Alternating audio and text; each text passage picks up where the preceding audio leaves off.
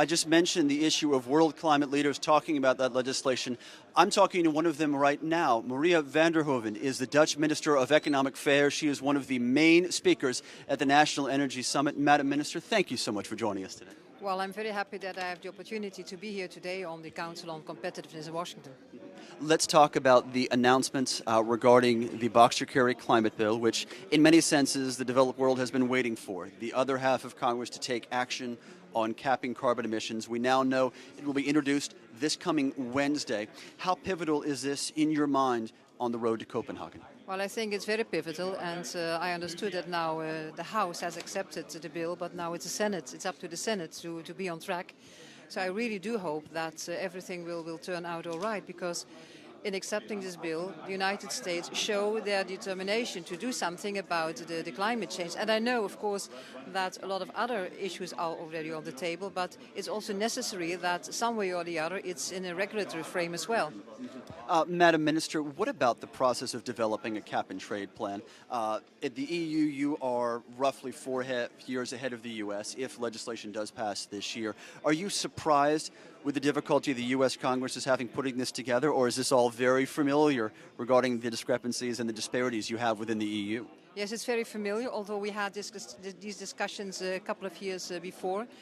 But since the introduction of our cap-and-trade system in the EU, we had a decline of about 200 megatons of CO2 emissions.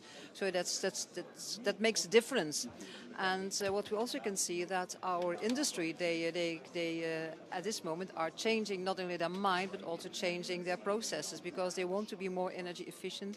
They introduce innovation, not only to have more energy efficient use of energy, but also to decline CO2 emissions, for instance, by process intensification. So all these kind of issues are now happening, and I think it wouldn't have happened if we hadn't had this emission system.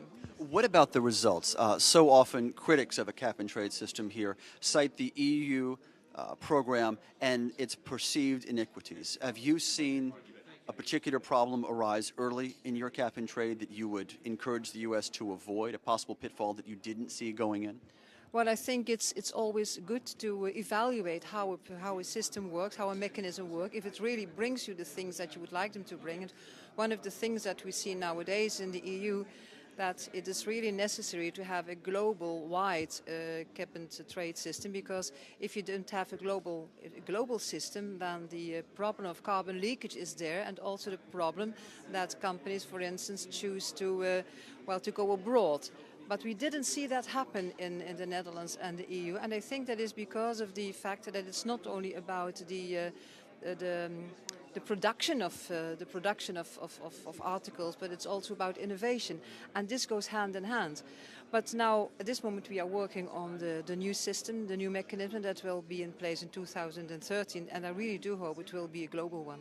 It seems though there was an adjustment period, Madam Minister, in terms of the price on carbon, that it took a while to adjust. What kind of time frame would you expect the U.S. to face as well?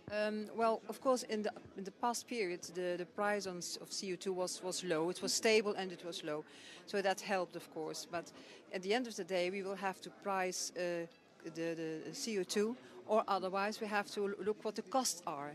And both things can be of help to making the mechanism function better.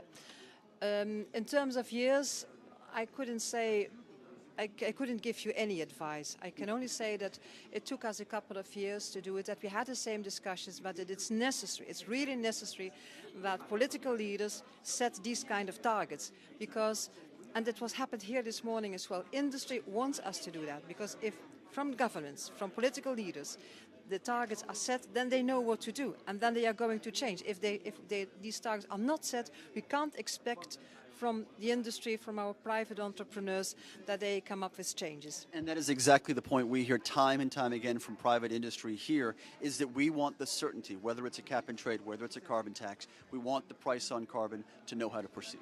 Exactly, that's the point. And this is a kind of leadership we can't walk away from. We have got to do that. It's part of our job to do.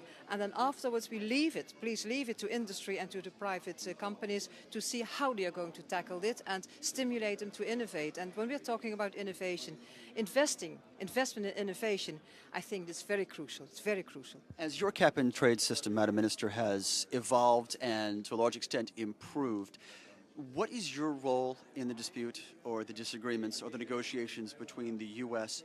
and China, the world's two biggest polluters, who are continually nudging one another to go first in terms of engaging in a global agreement? Well, as far as I can see, China as well as the United States are moving now. And I really hope that they are going to move together so that in Copenhagen we will really have some results. Because the whole world is looking at Copenhagen, and I think it would be a shame if there wouldn't be any meaningful steps. Do you see a clear delineation between developing countries and economic powers right now, or is that line fairly well blurred, that there is a merging of the two, at least in some senses?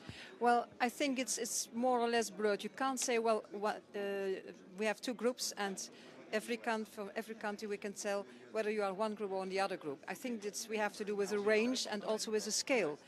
And I think it's important that we try to figure this out so that we have the right solutions for the right country.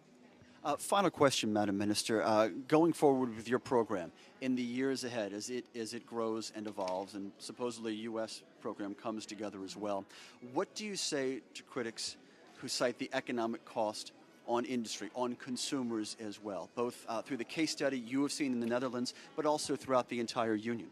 If you really are really going to listen to this kind of criticism and doing nothing at all, we'll have a lot to explain to our children and grandchildren. Very succinct argument. Maria van der Hoeven is the Dutch Minister of Economic Affairs. A pleasure to have you with us. Thank you very much, and bye-bye. Thank you. We will see you again in Copenhagen in just a few months. Thank you.